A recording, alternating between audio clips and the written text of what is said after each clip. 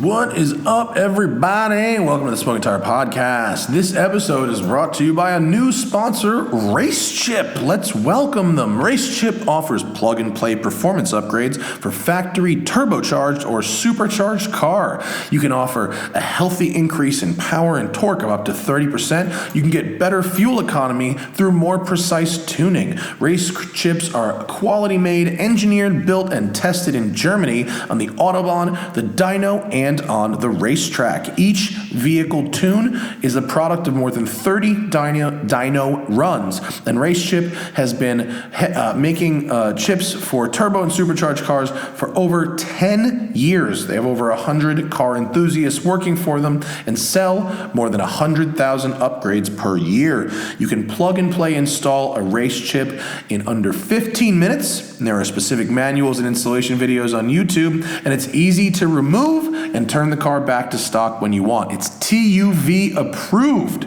And if you know about German cars and German testing, that is the real deal. If you want to increase the power of your car in a healthy way, choose Race Chip for quality from Germany. Racechip.us. That's RACECHIP.us. And for the month of July, Race Chip has a special offer for you. Use code SMOKINGTIRE to get 10% off your entire order. That's code SMOKINGTIRE at racechip.us to get 10% off your entire order, limited to one Race Chip per customer and only in July. Race Chip, simply faster. And we're also brought to you by Auto Tempest. You know Auto Tempest. They've been with us forever. They are the best. Great people at Auto Tempest. What do? They save you time, and because time is money, they save you money. Auto Tempest helps you search multiple car listing sites at once to find what you want. Whether you're just browsing, whether you're actually looking for a new car, just seeing what's out there, or doing what I do and wasting time, Auto Tempest keeps you from doing double work. What they do is they look at all these top major car sites like Cars Direct, Car Soup, and eBay Motors all at the same time, and then they compare results to Craigslist nationally and Auto Trader. They bring it all home to one place. It's really quite nice. We are happy to have them on board. Check them out. Save yourself some time at autotempest.com. All right, on this episode, this is a cool one. It wasn't recorded live, but we are in New York City at La Cubana, the new restaurant by Chef Carl Ruiz on West 15th Street and 9th Avenue. Carl is very hungover for this show, but he's with us. And of course, headlining this one is Greg Opie Hughes. Opie is one half of the Opie and Anthony program from back in the day, WNEW, satellite radio, as far back as Boston, if you go that far back. He then continued with the Opie Radio program on satellite radio, and now the Opie Radio Podcast, getting with the times. This dude and his team of radio people throughout the years basically were massive inspirations in my life, personally, coming out of my shell, getting over insecurities, learning that you can really speak your mind in public and that that's a cool thing to do. And as far as broadcasting goes, the Opie and Anthony radio show and the Opie Radio Podcast really served as templates for the Smoking Tire Podcast, especially in the early years. So credit to Opie for creating that. It is an absolute pleasure to have him on the program today. It's Opie Hughes on the Smoking Tire Podcast. What the fuck is up? It's the Smoking Tire Podcast. We are on the road, and this is going to be, we're going to share the show. I think we are. We're going to share this show. I like that, because then I don't have to work today. No, because we're both at work together. Why should we both Another day, have to... Opie doesn't have to work. And then we got Chef Carl Ruiz. We got Greg Opie Hughes. Turning off the phone. Phone off. Thank you, sir. This is a pleasure. We're at La Cubana, Carl's new restaurant, where Carl has been since I saw him 12 hours ago. Why do we have the same stories with this guy? I came in for a rare day in New York City because in the summer I just chill out at the beach and fish and send Carl. You got a big one the other day. So you were on a boat and got a fat one. Oh, the fish, yes. Yeah, the fat. Yes, oh, yes. No. No, and that Carl, that's Carl in the restaurant. No, but I came in to do a podcast with Carl. I go, I got a rare day. I'll be in New York City. I came to La Cubana, just like you said, but I found him passed out in booth 78. 78. I was in 76. You've learned the table. You've learned the table. This is 76. We're in 76 now. Yeah. Oh. You told me to set up in 76. Yeah. Yeah. So I was in 78. 78 passed out, and they were checking his pulse. I'm like, oh, that's good. Carl Ruiz Podcast. Restaurant. Oh, that's how I found him today. Yeah, that's what I'm saying. That's why I brought it up. I don't remember his name, but dude over there in the white shirt. I was like, hey, I'm Matt. Is Carl around? He's like, oh, I'll look for him. I was like, oh, if he's busy, don't worry about it. He goes, we have different definitions of busy. And he leads me over here. And Carl's asleep on the couch. And he's like, hey, buddy, your friend Matt's here. And what does it say about us, Matt, that we both love this guy? Oh, my God. Me and you had the issues, not him. Oh, my God. It was so funny. So, strangers in the room on my podcast, Greg, Opie Hughes. We're going to drop the Greg. But half of the Opie and Anthony program for 20 plus years. We made it to about 20. 20? Yeah. And then the Opie Radio Show, and now the Opie Radio Podcast. Yes. You and your former radio hosts are the reason I started doing this podcast. Damn it. Another guy that's more succuseful than me and got... so mad. Got the inspiration from the Opie and Anthony Go back. You want to talk about your summer home in Long Island? There's He's so rich. It doesn't even make sense. No, you're anymore. doing all right. But you guys were the first on your early years of satellite radio. Yeah. You guys, with Jimmy as well, were the first people that I ever really heard talk like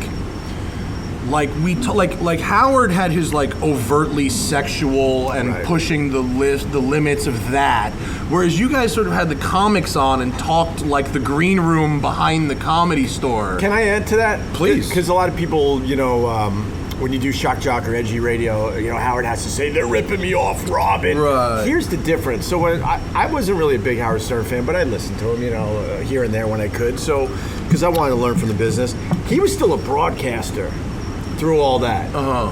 And me and Anthony came up with a style where, I have a lot of radio experience, been doing this a long time. You mean a broadcaster in terms of like a format that they were following? Yes. And his voice and everything was, I'm a big fan. Classical radio. Yeah. Big fan, Howard. Big fan. And you added a lot there, Carl. No, you guys...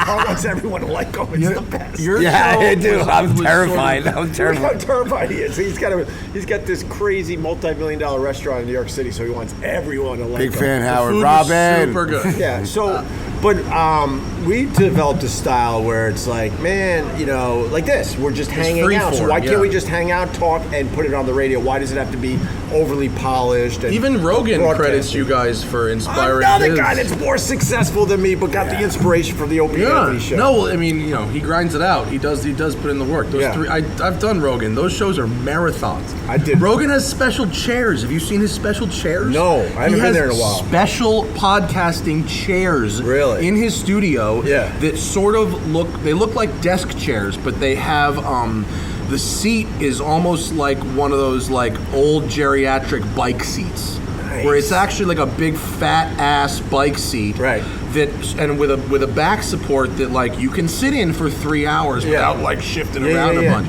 It was really neat. I haven't been there in a couple of years, but well, he's got the new place. Yeah, I haven't been in the new place. You got now it's like Man Cave is like Man Costco over there. Like he bought like an empty Walmart. Yeah. And he's got like an indoor archery range, which is cool, which is crazy. Yeah. And he parks those cars over there. Big fan, Joe Rogan, big fan. And one of those float tanks. He's got a float tank. I floated recently. Did you like it? I loved it. What was the tank like? Because like I did it at a resort, and it was really kind of like a room with a dark hot tub in it, not like a capsule so much. Mine was like a decent-sized walk-in closet. Mm-hmm. So it was about 8 feet long and maybe 6 feet across. And were you able to like go to space mentally? Yes. I was for a bit, but I did it as sort of this romantic thing with Hannah. Yeah. So we were both in one pool together. Really? So you'd occasionally bump into each other and kind of be taken out of that mental I'm in space thing. I was going to tell this story on my podcast. Well, this is your podcast. It is our podcast. We're sharing this podcast. So it was interesting you said romantic. So yeah, I went to space, big time. And you notice like you couldn't push your body down? Yeah. Wasn't that crazy with... Well, because the salt, they really crank up the salt in the water. They can cook pasta in that. And I'm a good meditator, and I'm good at like just silencing the voices in my head. And so I'm in there, right? Oh man, I can't believe I'm going to say this. Say it. All right, so speaking of being romantic, like so I'm about an hour in, and I start getting a funny feeling. Oh God. You got a boner? And I'm like, wow, this is kind of erotic, man, right? This is what I left out of that podcast. Your ultimate sexual fantasy is being in space alone. You actually felt like a Cuban. Now I'm starting to think like, wow, we float in the water constantly. I'm like, wow, I got a boner in space right now. Yeah, there you go. So I had a boner, and I'm like, I still got 20 minutes left. What the hell? Oh, Jesus. No. I go, what the hell? Did right? you? Oh. And because I think You rubbed it out? Yes. Good for you. But Good for you. Here's the best part. So I'm thinking because, we're floating, and it's really, it was me. We. Well, it was we afterwards. Yeah. Me and a couple million Opie of my talks friends. to Rich Opie. So hey, Rich Opie, what are we doing? We're jerking off. So I'm floating. It feels like you're in space after a while. It's pitch dark. You can't see the hand in front of you, and you got the earplugs in, so you can't hear anything. You had earplugs going on. So you really take out all the senses. Yeah. And now I'm feeling like I got a boner in space right now, man. So I think you just sold me on it. So I decided to rub it out, but now I'm thinking, it's dark. So, I would assume the remnants just go away. Oh yeah, they go out into space. Nope.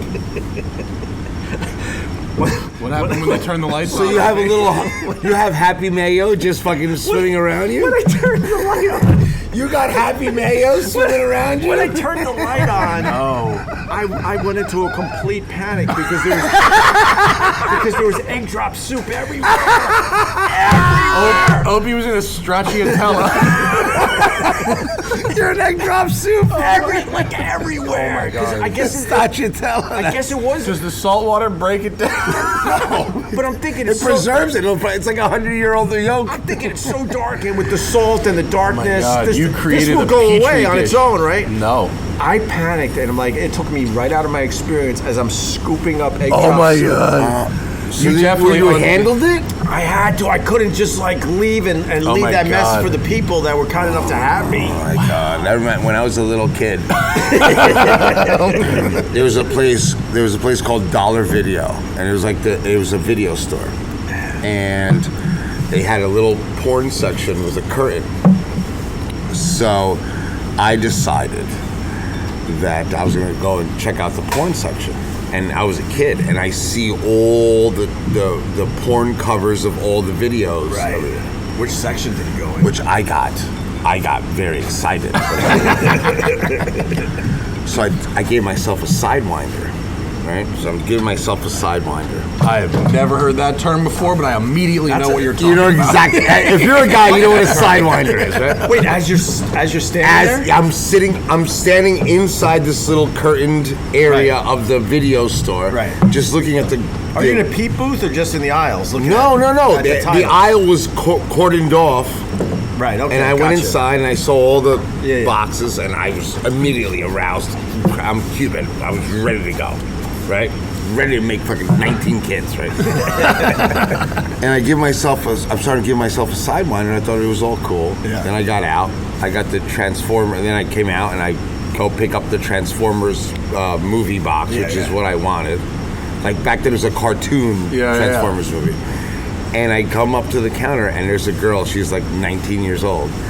And that's cruel and unusual punishment to let a 19-year-old girl work, as I'm handing her the video that I want to rent, she looks at me, and I look up, and there's a short-circuit TV that had a camera. She didn't know what you were where the porn section was. She watched me sidewind myself. No way. And I give her this, and she goes, "You're fucking disgusting." And I was gonna go, "Yep, yes. Bad day. This is a bad day." Oh, that's brutal. That was a real life story. Wow. So, radio. Exactly. Can I talk about my fish? The fish you caught the other day? Did you mention it? You caught a giant, was it striped bass? Striped bass. We didn't measure it, but probably like 42 inches. That's a huge striped bass. Yeah. And You didn't measure it? You sound like fucking Rain Man. I didn't measure it, but it's 42.6. If you're a fisherman, you want to be able to tell people. Oh, so that was the biggest one ever. Got it. Yeah. So people got mad at me because I gave away the spot. Do you deal with shit like this? Okay, so yes and no. Because you fish a little bit, right?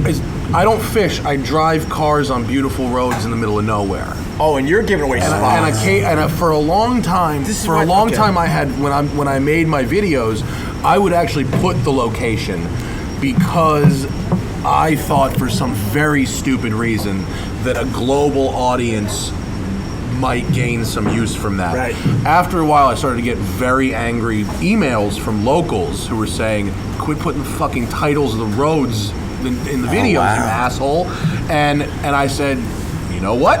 You guys are completely right, and I stopped doing it. So now if people ask me, what road, I'll tell them. Yeah. But I don't advertise it anymore. See, that's why I brought it up. So, did you literally tag the Instagram picture with the exact spot? No. But so, when you see my fishing pictures, which Carl hates, and my wife at this point, dude, he sends his wife pictures. I'm like, your wife is young and hot. Give a shit. I was going through his phone once. I'm like, are you sending your hot fucking wife pictures of your stupid fish?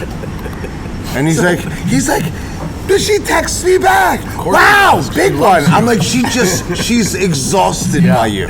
She just wants to be chill. Yeah. You need to follow Fish She's at the house on the beach, and you're like, look, and you're literally 10 feet from her. Last time I'm gonna bitch about somebody if I'm fishing. Can you identify the spot in the picture? No. So here's the deal. So when I take my pictures, I'm a surf caster. Yeah. I don't show the houses because it gives away spots. Right. So I sort of know that.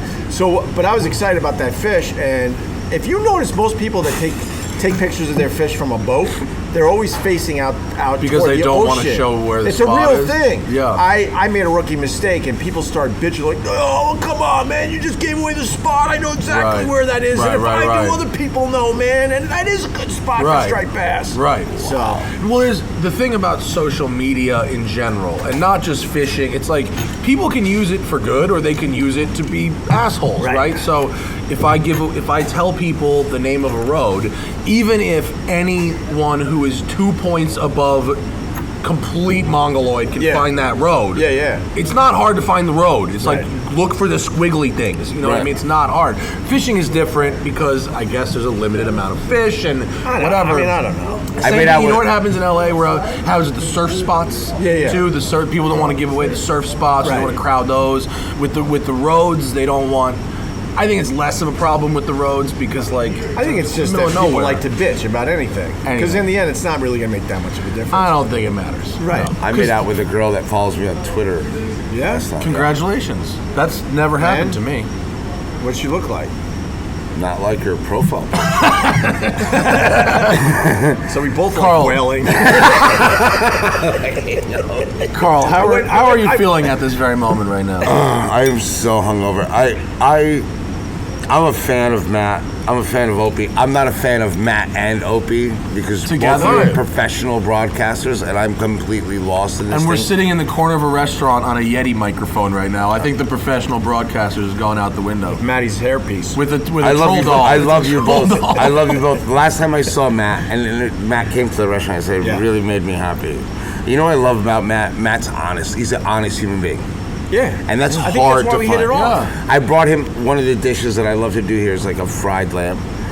So he's there with his wife who tolerates me. Anna loves Carl. I love her. Don't let him say that. Anna does love Carl. I went to their wedding.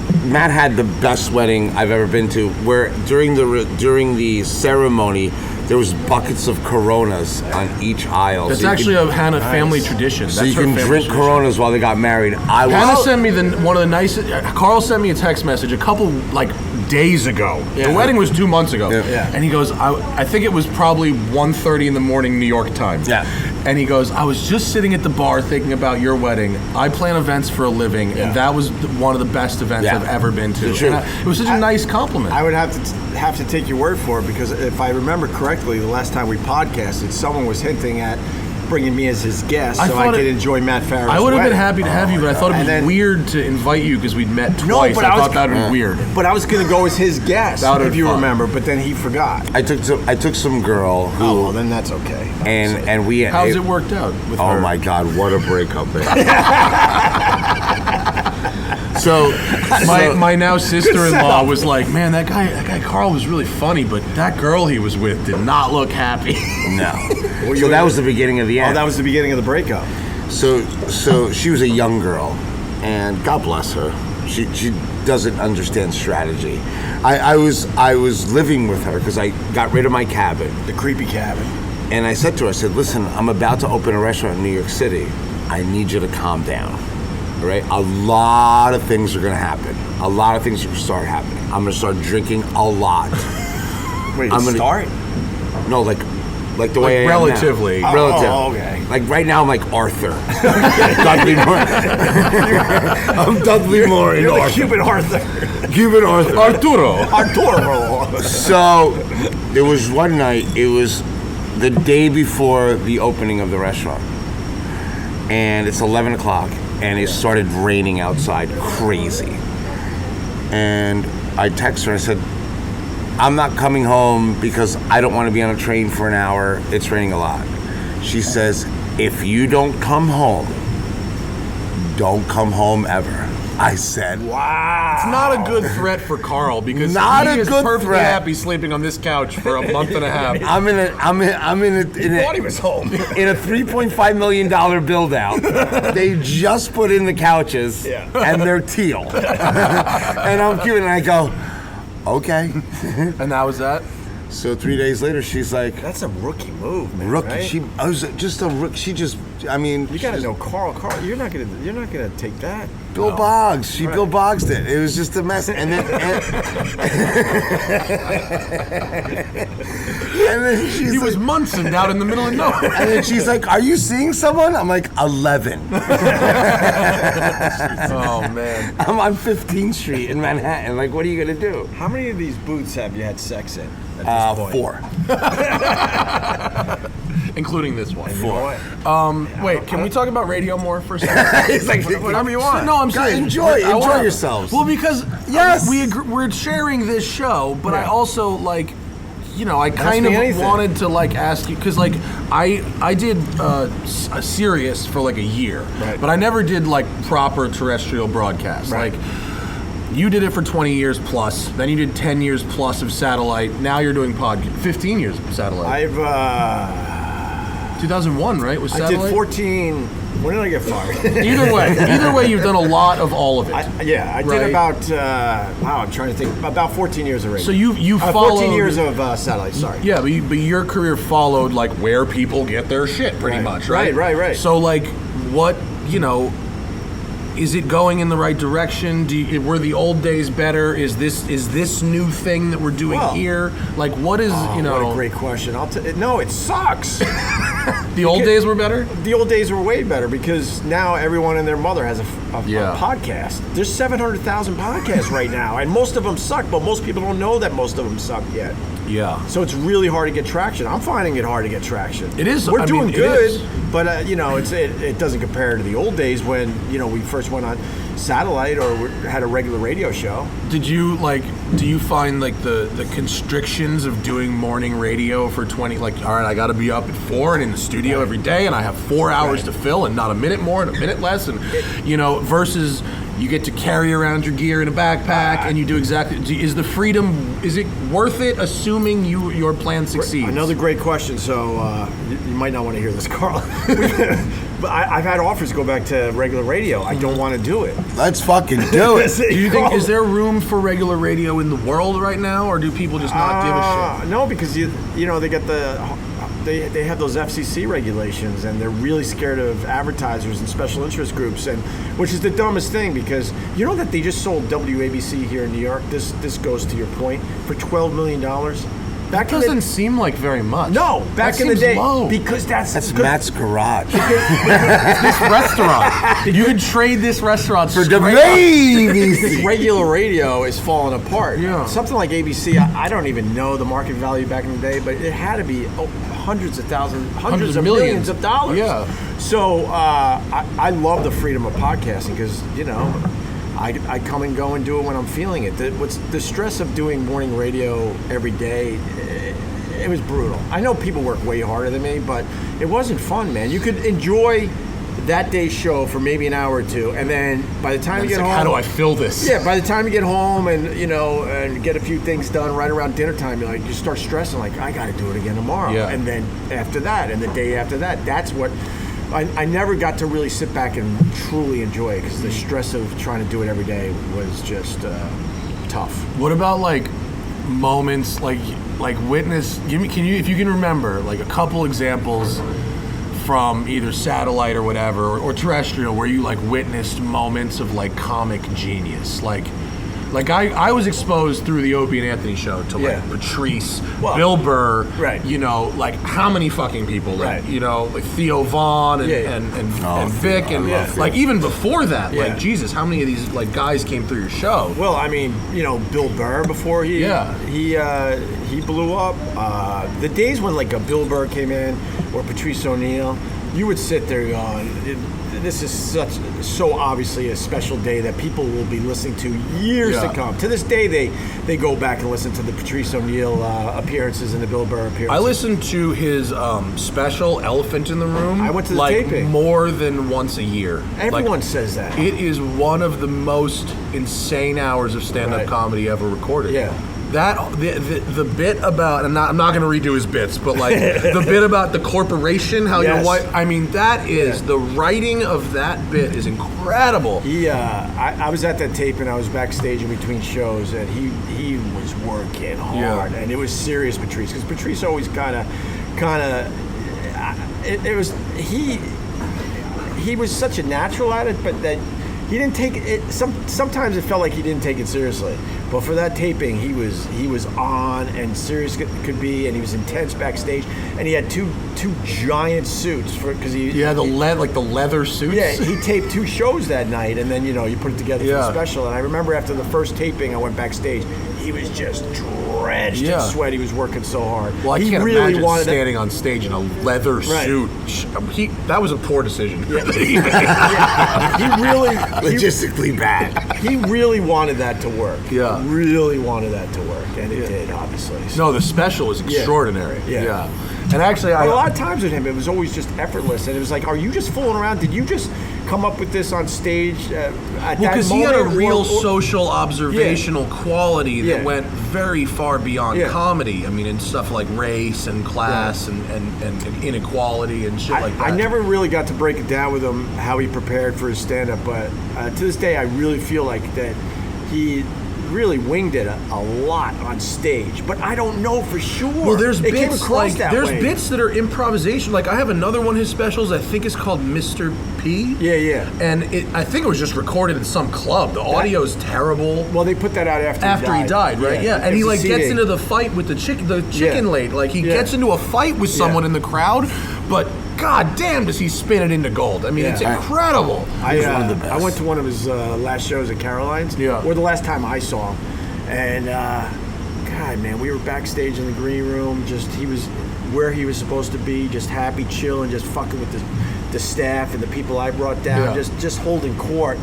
And I go, I'm gonna watch some of your set, and he was surprised, He's like, you've seen all this stuff a million times. I'm like, man, Patrice, every time I see you, it's something different. I'm gonna stay for a little while. And I remember he had a little smile on his face, and he never really showed emotion. He was always a tough guy, but you knew when he liked you. You know what I mean? But you had to kind of look in his eyes. So I remember I was watching his set from the side, and then I was like, I saw the first 20 or 30 minutes. I'm like, yeah, right on, man. And I remember him sitting there, just had the room in his hands, and he was just like where he was supposed to be.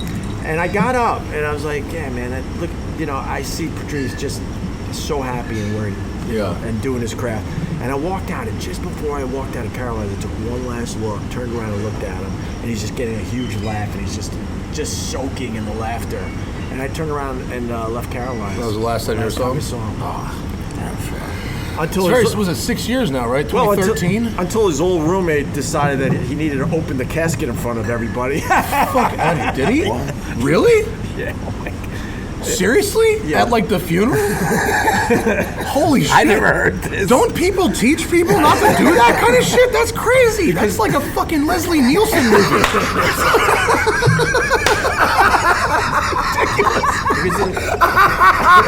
That made me fucking laugh. I think that's actually a Leslie Nielsen. That was fucking funny. I'm still in yesterday. I'll give you some inside baseball. So, they asked me to be one of the pallbearers. I was just obviously flattered that they would think of me in that way. So before the service that we had here in New York, there was a bunch of us with the casket in front of the church before we were going to let everybody in. And it was, I'm trying to remember everybody, but I think it was me, Kevin Hart, Dane Cook, Chris Rock. It's a who's who. Bob Kelly. I think Voss was there. Maybe Jim. I think Jimmy was there. I'm probably missing somebody. And all of a sudden we're sitting around. Probably Anthony. No, Anthony. Anthony said no to being a pallbearer. Okay. True story. You could ask him about that. I'd rather not. Okay. But I was also not a pallbearer. Kevin Hart, odd choice to be a pallbearer. If I have to say, it seems like he may have to stiff arm it. He should be in the front. That side of the the little lopsided. was dragging down the stairs. I'm like, Jesus, you're gonna be a big star right around the corner. Oh my God. Anyway, so we're in front of the church, the casket's there, and everyone's just cracking jokes because that's what comedians do, and everyone's just trying to make everyone laugh, even in that situation. Yeah. We're about to open the doors, it's going to get crazy, And all of a sudden, Will, his old roommate, goes, fuck it, and just walks over and just opens up the casket in front of everybody, and you could hear a pin drop. Everyone just stopped talking. You know what it takes to get comedians to shut the fuck up? And everyone just stops talking, and then we're like, oh my God, why did he do that? And then we all just slowly took a turn walking over and taking a look. Yeah. That's creepy. But it was dead silence. Yeah. I don't remember how long it lasted, maybe a couple minutes, but... Well, it's better than in the church, I suppose. But yeah, that's. And then one other thing. So after the service, we're in the hallway, I guess, as everyone's leaving the church, and we brought the casket out there. And is this too personal and inside? No. Okay. And then I'll never forget Chris Rock in tears comes walking down the hall. I don't think he officially was a pallbearer, but he comes walking down the hall, and he looks us all in the eyes. Everyone's just bawling, in front of the casket. And he looked at all of us, pointed at every single one of us, and just said, take care of yourselves. Take care of you. Like, really dramatic and over the top. Yeah. So, but I think that's what you learn from someone's death. How to not take... How to have that not happen to me. Well, and how to not take your life so, seriously and make sure you live your life. Yeah. I mean, people... do the things maybe you weren't... You're putting off and stuff like that. That's just as my father. Like, my father's best friend his whole life since they were 10 is, for a guy who's 66, is really a healthy guy, and they both played basketball and soccer in college, and they play golf and blah, blah, blah. And he's as healthy as a 65-year-old guy can be. But just in the middle of the night, one day, wakes up, I have a headache, goes to the hospital, stroke. And he's alive, but, like, he's different. You know what I mean? Like, old Bob is not there anymore, and this is Bob now. Yeah. And, like, holy shit, that was just like, went to bed, wake up. Like, and so I'm talking to my father. And how bad's the stroke? Physically, he's okay. But he's got huge holes in his memory, which is a shame. And so this is like, they think eventually, with a lot of rehab. But I'm talking to my father, and he's going, oh my God. I need to get some living in now. Right. This is a Carl Ruiz attitude. Yeah, like that. My old man was, professional cyclist. Professional cyclist. Yes, he was part of Café de Colombia. He was used to call them the goats. They would do only the climbing stages, right? Really? So he rode really with Greg LeMond. hard. Loré Fignon, you know, with System U and all these guys. He was Café de Colombia, and he was in Tour de France, Giro d'Italia, like all this stuff. He did Tour de France? Yes. Your dad? Wow. Yes, my father. But just the mountain stages. Like, he would get burned, like, through the whole tour. Right. But he would move the peloton and burn them on the hills. Right. Right? That's what Colombians do. Right. They're billy goats. They go up the mountains. And never drank, never smoked, never did anything. And then one day I was living in California, and my mother calls me and says, something's wrong with your father. My father owned the tire shop. Said, the tire shop's not making any money. I'm like, Mom, what does that even mean? Stop going to fucking Zumba and figure out what's wrong with that. So I call my brother, cardiothoracic surgeon, whatever. I'm like, George, something's wrong with that. Oh, we'll figure it out. I'm at, you know, whatever. I'm at a conference talking about dead people, whatever the fuck he talks about. So I said, okay. So I fly back to New Jersey and I go to my dad's tire shop, and 2 minutes talking to him, I'm like, wow, something is really wrong with my father. Well, what did he say that made you think that right off the bat? He was talking in like phrases, like jokes and stuff, but he wouldn't finish a sentence, and then he would just like drift off and then look at me and then call me George, and even though his whole life he wanted me to be George. He was very aware that you were not George. Yeah, he was acutely aware that I was not my brother, right? And I'm like, something's wrong here. So I called my brother. I said, George, something's really wrong with Dad. I don't know what's going on. I'm going to figure it out. So I called back to California. I was doing the Food Network. I said, listen, guys, I'm going to take a couple days and figure out what's going on with my father. 3 days later, me staying at the tire shop, I figure out my dad has Alzheimer's. And his 20-plus year employees figured it out before anyone. And we're making my father pay them 3 to 4 times a week. Oh, shit. Motherfuckers. Real life. It's what's crazy. Real life. What's crazy. And your dad probably took care of those guys. Yeah. I would assume. 20 years. Yeah.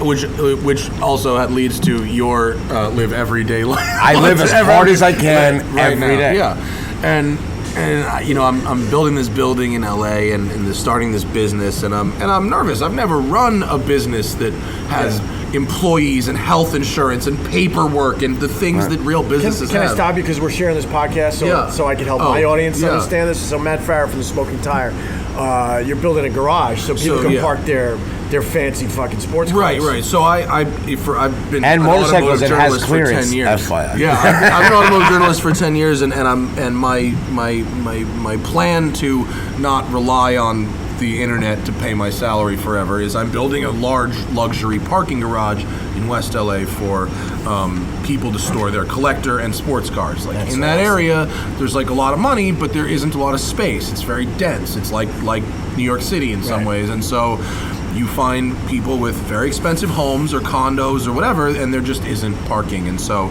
I'm trying to fix that. Nice. But the point was, I've hired this parking consultant to help me talk, and all he's done is run parking valets for 20 years, all he's ever done. And all of our meetings are like, so here's how your employees are going to try to fuck you, and here's how your customers are going to try and fuck you, here's how the city's going to try and fuck you, here's how, and he's like, if you don't pay attention to this stuff constantly, and this is like, you know, it's like, it doesn't matter if you think your employees are your friends and your customers, you're like, if something comes down to where they can save money or get something, like, they're going to fucking do it. And I'm like, I'm going through this like learning process, and I'm just getting so depressed. I'm like, I want to start a business that serves this community, and this dude's just telling me all the ways that everyone's going to try to fuck me.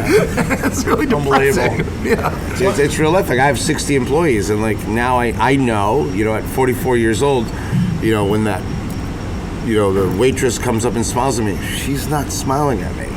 She's smiling at me as much as a shark smiles at you. Yeah. You know what I mean? It's not real. Right. And people are like, oh, Carl, how do you not get in, like, when people come in, look at all these beautiful women. I'm like, that's a social security number to me. Yeah. Like, I have to pay her. If she smiles at me after 9 o'clock, she's on double time. That's a lot of money. So, it's just funny how when you get into, you know, when back in the day, you used to do brick and mortar businesses, and then you became a TV star, right? Yeah. Because of your brick and mortar. Now it's reverse. Look at Matt. Matt is a TV star, and now he's a brick and mortar guy. Like, right. It's just.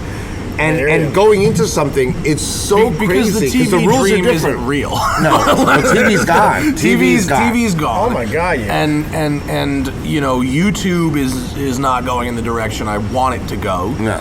Podcasting is great. I love doing it. I'm going to keep doing it, but I can't pay my mortgage just doing podcasting. Yeah, right. And so there needs to be some level of stability. So that's the brick and mortar thing. But to your point, going from fictionalizing it and then making it real, it's crazy. Is sort of like I know this dude Richard Rawlings. You know, you may have heard of a show called Fast and Loud on Discovery Channel. Yeah, I've heard. So he's got a business called Gas Monkey Garage down in Texas. So that was not a real garage. That's a fake garage made up just for that show. He had the name Gas Monkey Garage. It's a cool sounding name. And he had stuff with Gas Monkey Garage like written on it. Right. But like it wasn't a garage that did it like really? Yeah, they built the entire shop for his show. He was a personality. And they were like, well, we like this guy's energy. We like his fucking yeehaw. We like his chains and his pointy beard and his Texasness. Right. And we like the name Gas Monkey. That's cool. And we can create a business around this dude's personality. It's completely fake. It's pretty smart though. He's so fucking rich. Yeah, he's got Gas Monkey tequila on the side of an Indy car at the Indy 500. He's rolling around in $1,000 bills that's right when now. You know you've made it when you got your own tequila. My mind. He is so rich now. Yeah. So he's not a mechanic. No. He employed. Wait, he's not even a mechanic? Richard? Yeah. I think he has some basic mechanical ability, but no, he's a car dealer. Oh my god, he's a car dealer. Yeah, he's a car dealer. So there's no. I can't go to Gas Monkey Garage. I don't think so. I assume they have a Gas Monkey Garage by now. Well, it is a real place. Yeah. It's not entirely. It's not CGI. Yeah. But like I don't think they just take customers off the street. I think everything they do is for the show. It's that really blew my mind. Other people do have real shops, like that Wayne Carini guy, the Chasing Classic Cars dude with the mustache. Guy. Yeah, and he's great. He's a sweet guy. I see him at all the auctions, and he's really capitalized. His shop, which was real before the show, it's called F40 Motorsports in Connecticut. Right? Yeah, it's a real legit shop. I happened to see an ad in the magazine the other day. It's now Wayne Carini's F40 Motorsports, which is a smart thing to do with his fucking face on it. Right. Because I was talking to Haggerty magazine because I want to do an ad for my business, and he goes, the ad sales guy, he goes, listen, I'm going to tell you a secret, put your face on the ad. And I go, put my face on the ad? It's a car store. He goes, every ad that's got Wayne Carini or Jay Leno's face on it, they sell. The ads that just show whatever, nothing. It's they need the person attached to it. And then he's like, you're really lucky because you're kind of enough of a somebody that putting your actual face on it will It's like get food. people. If I put crab cake on the menu, people will fucking eat it. They don't care. It's keeping. Crab cake! Can I talk about your menu at La Cubana? Sure. Carl's new restaurant has been open, what, a month? Not even a month? 9 days making money. Depositing money. It's beautiful. It's on 15th and 9th Avenue in New York City. Between 9th and next to the juggernaut Google. Yeah, and it's around the corner from my other favorite New York City restaurant, Starbucks? Budokan, which I'm sorry to plug another restaurant, but I do like it. That's my buddy from Philly. Steven Starr.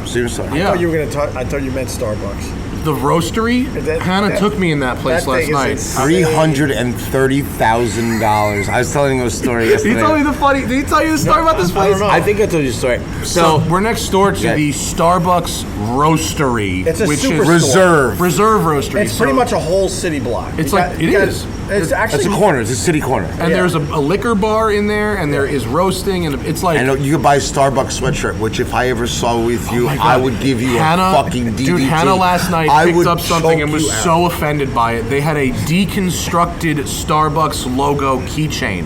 So it was a keychain with every element from the Starbucks logo on its own little charm. How self-absorbed are you as a company? It was $59. Yeah. It was offensive. Yeah, it's offensive. That's offensive. That is offensive. Tell me the story. Wait, so the story, it started with a story that Carl told me because he was apologizing for his paper straws. Yeah. And then he goes, don't worry, they all come in plastic tubs. Paper straws. Like I'm sitting there, I'm like, you give me all these paper straws, they come in a plastic tub. Is that real? Yes! I got the order and I'm like, get the fuck out of here! Come on. Yes! And then it's wrapped in plastic. And then it's all plastic! The only thing paper is the straw. Because the humidity will destroy the straws during shipping. So it's all the first package of it they shipped in like a nice little brown paper. Right, and they opened up and it was slush. Señor, es mold. Todo es mold. No bueno, amigo. Necesito plástico.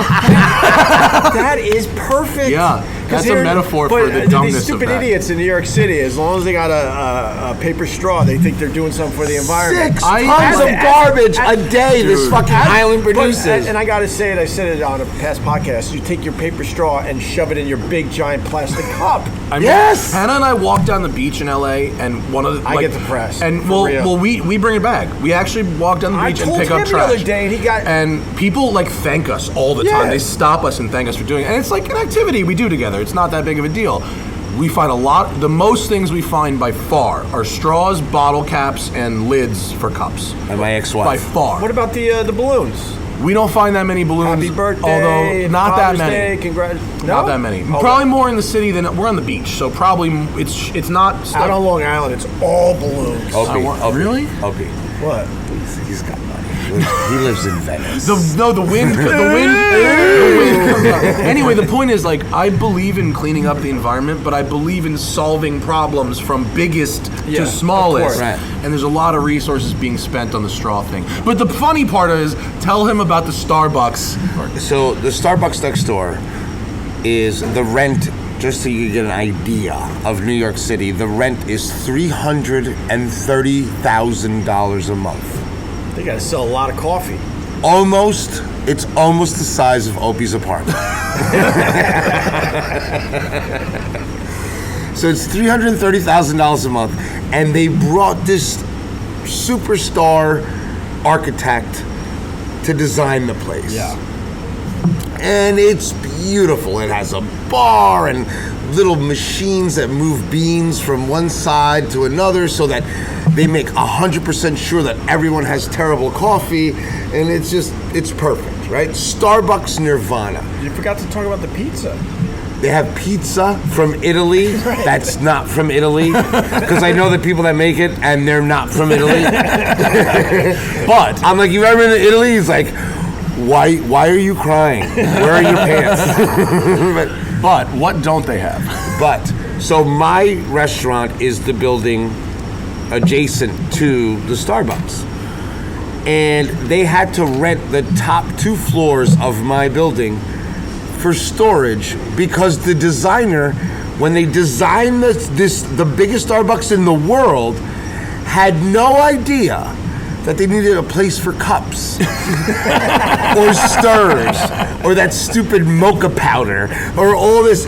So they spend over $40,000 a month to keep all the stuff in this building.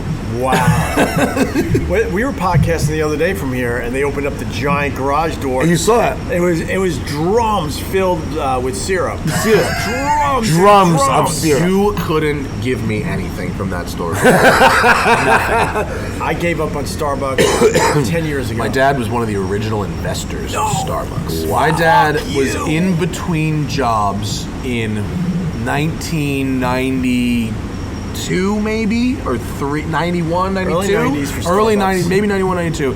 And he went to Seattle because who did he interview with in Seattle? Someone that was like, it was like Boeing or something. It was an industry he didn't know anything about. It might have been Boeing or something in Seattle to interview to be an executive there. And he came back and he was like, I tried this coffee and it was so good.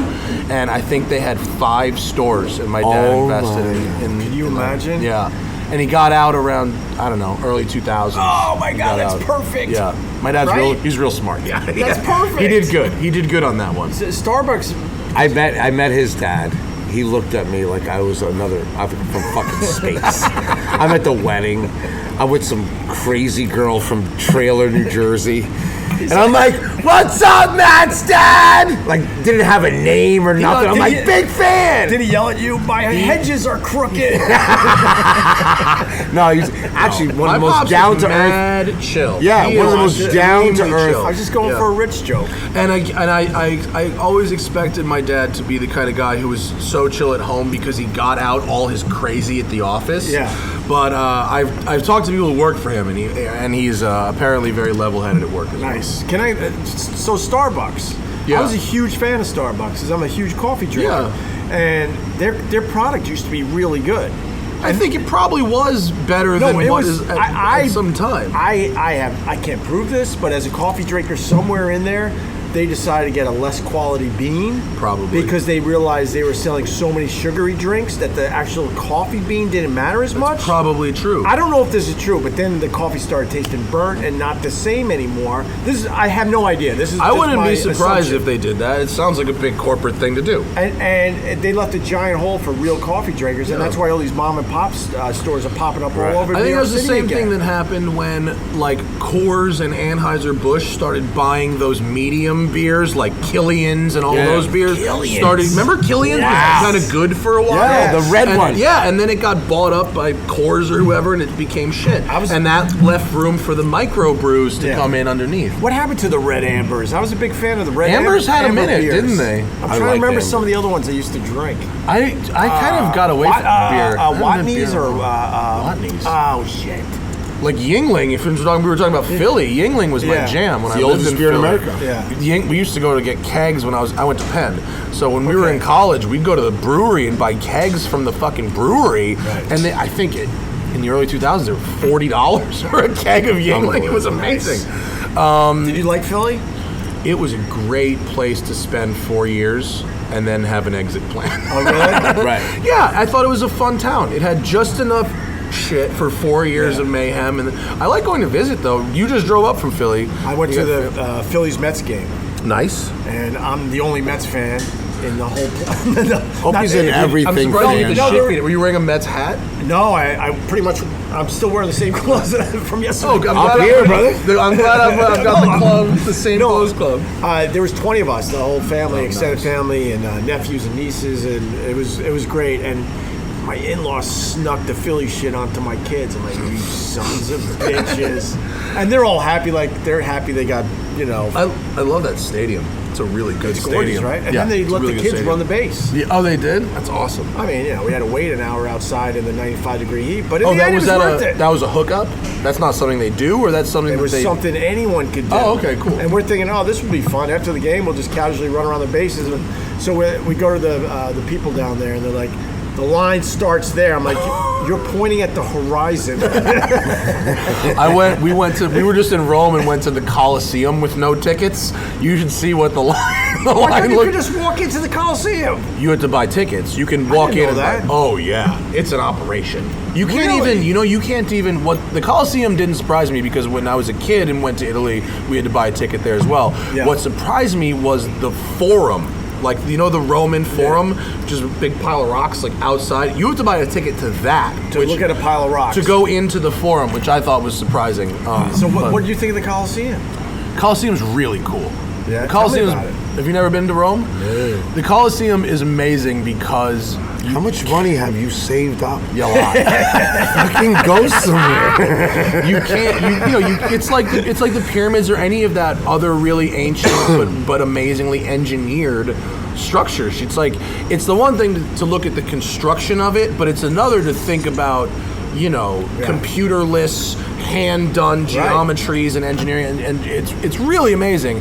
And it's also amazing is how people really haven't changed all that much from then to now. Like, there's a display of some of the original benches from the Colosseum, which were marble or stone, right? But there's just graffiti like carved into them, like, you know, I fucked Maximus's wife. Seriously, I mean, literally, like, it actually says that. It says I fucked Maximus's wife is one of them, and it's like someone's got a small dick, and it's like in Latin graffiti carved in. It's like whoever's sitting here right now is a tiny dick. Yeah. Oh my God! It's weird. It's like XXLMC. the beginning of the Twitter trolls. Yeah. It's like Twitter trolls. Yeah, like we're just the real? same people. Yeah. That's awesome. That's good to know. Yeah, and it's good to know we were always assholes. Yeah, we're still assholes. Yeah, Right. but I actually. What was the one thing you took away from the Coliseum? That one thing where you're like, That was the one thing. Yeah, but That's cool. and also, I mean, it's a beautiful thing to see. You can't believe that. I mean, what's amazing is how tall it is, and like how much taller it was. Like, it had a wooden structure on top of it that was like bleachers that looked super sketchy in like the reconstructions, but it was really tall. Like, it's as tall as a modern football stadium, or maybe even taller. It's really impressive. I went to Athens and saw the Acropolis. Yeah. That's pretty. Oh, that's not that cool girl shit. that you hated. Your ex-wife?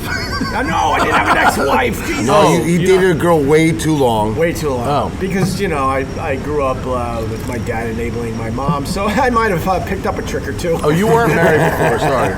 No. You were not married, right? I was with a girl for a bit, and we went to Athens, and she thought I was going to ask her to marry her at the Acropolis, and she started crying as we're going back to the hotel, and I'm like, what the fuck? Oh, way to set your own expectations there, she's sweetheart. crying. I'm like, we barely like each other. Oh my God, that's hilarious. You thought I was going to ask you to marry you? Are you crazy? What I really recommend is Tuscany. We went to Tuscany, and that was the shit. Yeah. Tuscany, because Tuscany is these medieval villages on these mountaintops with these beautiful kind of olive and vineyards below them. Right. And you can see them. They're almost in like a straight line between Florence and Rome. Right. And you can see like how they brought the wine from place to place. And we hiked on the Vinsanto wine trail where they had been carrying this wine for 2,000 years. Wow. And you know, you're eating food that even by Italy's stand, you know, most people would go to Rome and go, yes, this is Italian food. Yeah. You go to Tuscany, you're like, fucking Rome is a joke. Rome's a dump. Yeah, for the food in Tuscany is so next level. The thing when I was in Tuscany, what I realized what bothered me, when something bothers me, I'm wiped out, right? It's like when I was in Egypt, every time you go next to a pyramid, there would be some fucking asshole from Ohio talking to you about aliens. So I'm trying to look at the Sphinx and like, those aliens made. I'm like, oh, fucking just die, bro. Let me enjoy this fucking thing. So the same thing, Tuscany has become self-aware. You know what I mean? On how beautiful it is and everything. So you're there and like, I'm like, some guy's telling me like a 2-hour story of bistecca, like some steak, and I'm like, this is all bullshit, bro. Like, you got this from Cisco. You know what I mean? Like, this is not really true. Yeah. You're not massaging the cow. Right. And all the tourists are like, did you hear that? Unbelievable. The coals, the Roman coals. I'm like, that's fucking Kingsford. This is bullshit. I'm freaking out. And that whole area has become self-aware. And it's so beautiful that you have to have, like, it's like watching a movie. You have to just let it go and deal with it. Like, there was the cypress trees. And self-aware is the right word, for sure. But it's the olive oil tastes like nowhere else in the world. No, fucking olives again. No, I don't like olives, but the olive oil is fucking amazing. You're in Tuscany. Yeah. But going to just geographically, everything fucking that grows there is delicious.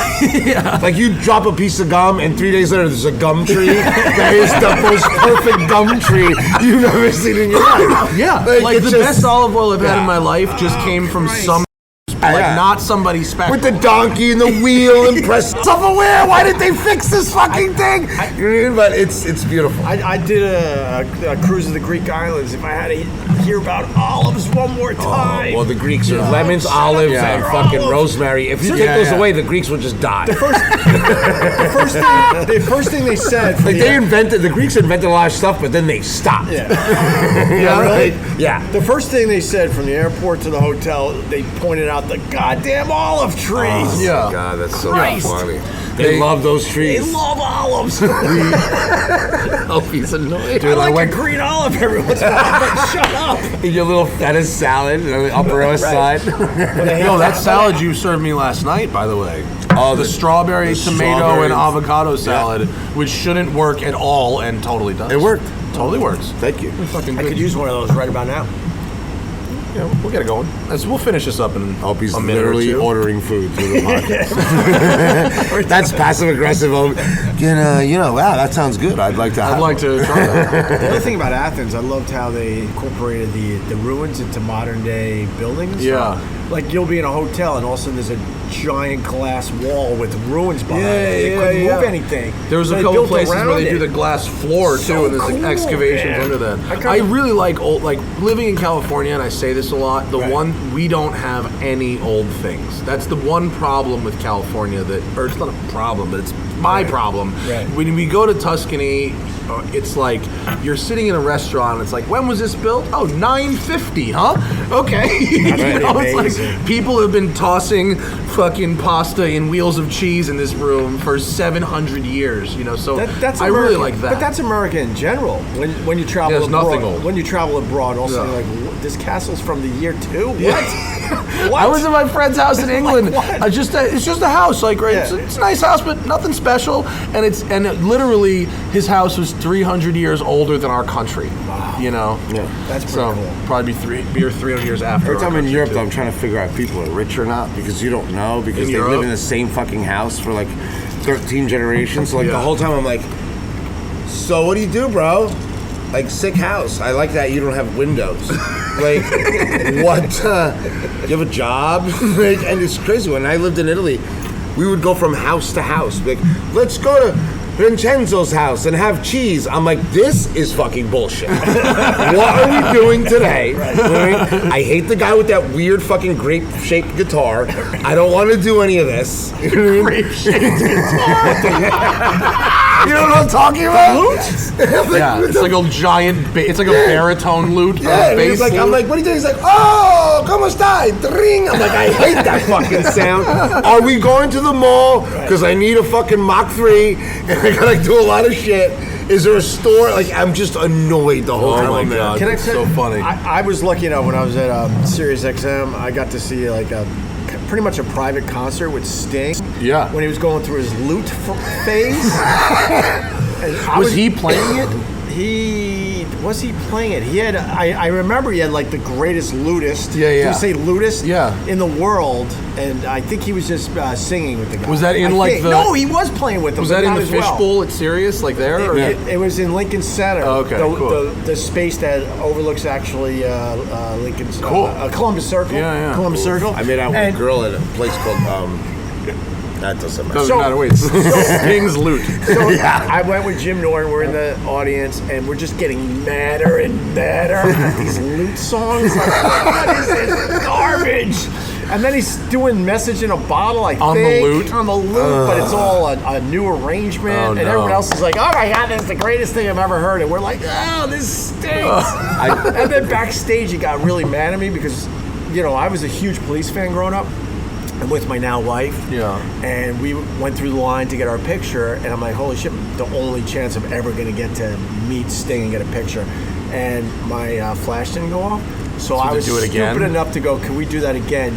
I have the picture of the disgust in his face. Then I asked for a second picture.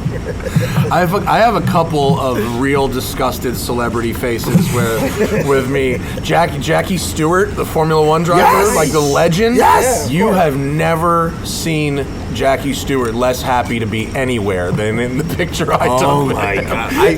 I was walking down 63rd. I think I was walking down with a buddy of mine who's just completely practical and pragmatic. Yeah. And there's Sting coming down, walking down the street. And I'm like, yo, that's Sting. He goes, fuck that dude, he's wearing a blouse.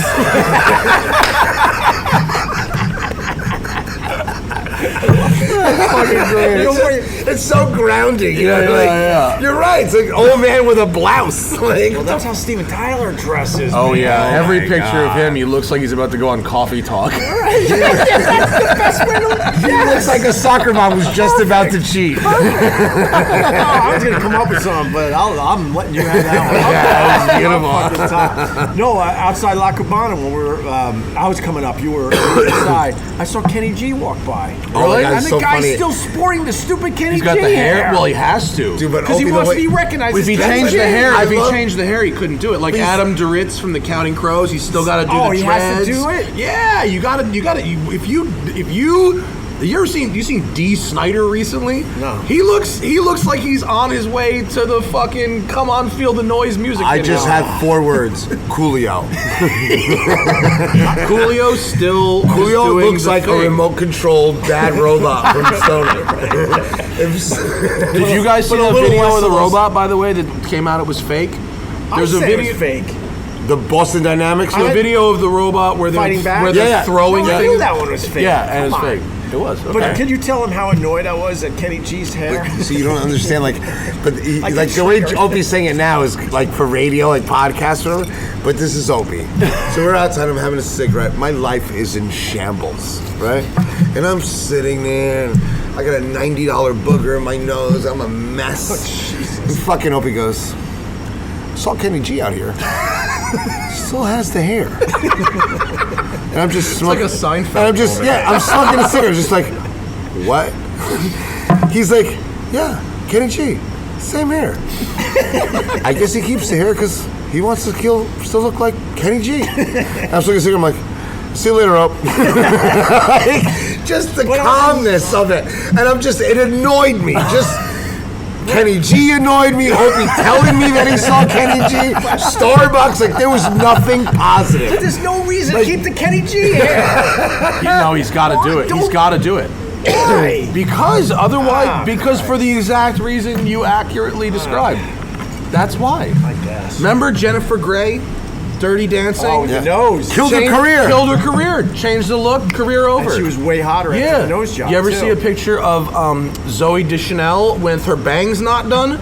Fucking different human. Done. Not the same human. When you commit to a look like that, you're fucking stuck with it, Stupid bro. Raleigh Fingers did the handlebar mustache late in his life. I'm like, no. Yeah, you either got to be fluid from the beginning, or you commit to that look Shave forever. that shit. That's like, I was with Guy Fieri one day. Oh, he's stuck too. And he had the funniest thing. Frosted tips for life. Right. I have 2 stories, but it was really funny. But the first story is I was with Guy and somebody goes, why, how do you feel about, everyone knows your hair and whatever? He goes, when I'm not famous, I'll just cut my hair and you'll never fucking see me again. Perfect. It was the best. That. Perfect. And then another story was when he landed in Vegas and his buddy has a plane called the Global Express. Oh, If you are familiar with Jay-Z, I'm in Boeing Jets Global Express out the country, but the blueberries still connect. Right. So Global Express is the biggest thing you can get before you get one of those 737s that fucking like crash by Travolta's themselves. guy. Yeah. So the plane's gorgeous, right? 2 bedrooms. Literally it's an apartment, right? And land in Vegas, and there's a bunch of people in the FTO, whatever, in the little waiting room. Yeah. And they're like rich too, but they're not rich like this dude, right? Yeah. And they come out. Oh my God, is that the new Global Express? That's beautiful. Can I look inside of it? And the guy looks at him and goes, no. And it was the richest thing I ever saw. And I look at the guys, I'm like, hi, you motherfuckers. I was in there, I took a shit in there. You thought you were rich enough to see you inside thought you were this rich plane. enough. Yeah. He said, no. Oh my, and this plane was, it was unbelievable. It was, it had. Have you seen Air Drake? No. Drake got a 737, which I don't think he bought. I think he leased. No, they leased it. But it's like, it's a fucking house in there, and it's fucking painted Air Drake. Is it really? Yeah, and when the Raptors won, he was doing fucking just circling downtown, having a party. At the parade. He was circling the parade on his 737. That's fucking cool. Heavy. That's pretty cool. That's heavy. He made me root for the Warriors. Drake individually. Yes. Me and Guy cooked. I don't for like Drake. his music at all, but he seems like a nice guy. I like his. Me and Guy cooked for Drake in Toronto. It was really funny. So when I traveled a lot with Guy, you stay in the same hotels, and we were staying at a high-end hotel, and they know you, so you get upgraded immediately. So I get on the elevator, and they said, Carl, you'll get your suite, and it's great. So I go up to my suite, heated floors, Toronto. I mean, Toronto just sounds a cool city. Yeah. Cool city, right? Food's kind of weird, but whatever. That's for another day. A lot of Asians, too. Yeah. Good Asian, good Japanese food. Most of the world, Opie. Most of the So I'm starting to notice that. Are you catching on? Yeah. There's a lot. So I go up on the elevator, and beautiful room, and you know me, I want to have a cigarette, right? So I'm like, all right, let me go, and I open the little electric curtain, you know, it opens, and I start hearing, like all this screaming. I'm like, what the fuck is going on?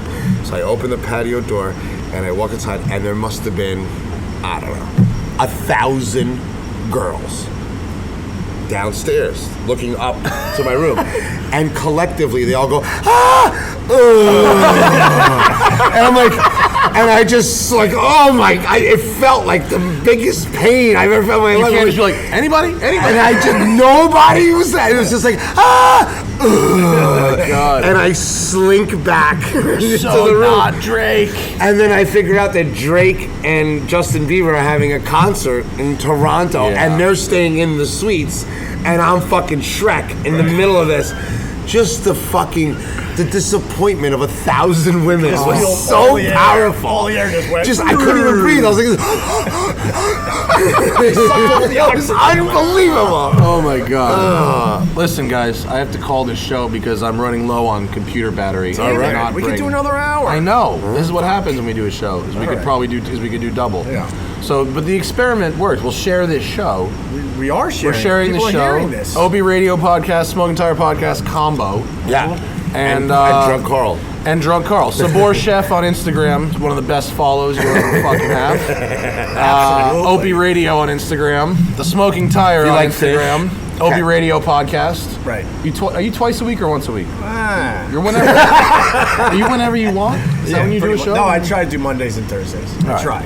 Mondays and Thursdays for you. Tuesdays and Thursdays for me. Nice. Thanks, Ope. Thanks for driving up from Philly, dude. I appreciate it. Thanks for you, dinner last night. Was spectacular, Carl. Come eat at La Cubana, West 15th Street and 9th Avenue, next to the giant Starbucks that doesn't have any closets. It's so weird. Closetless Starbucks.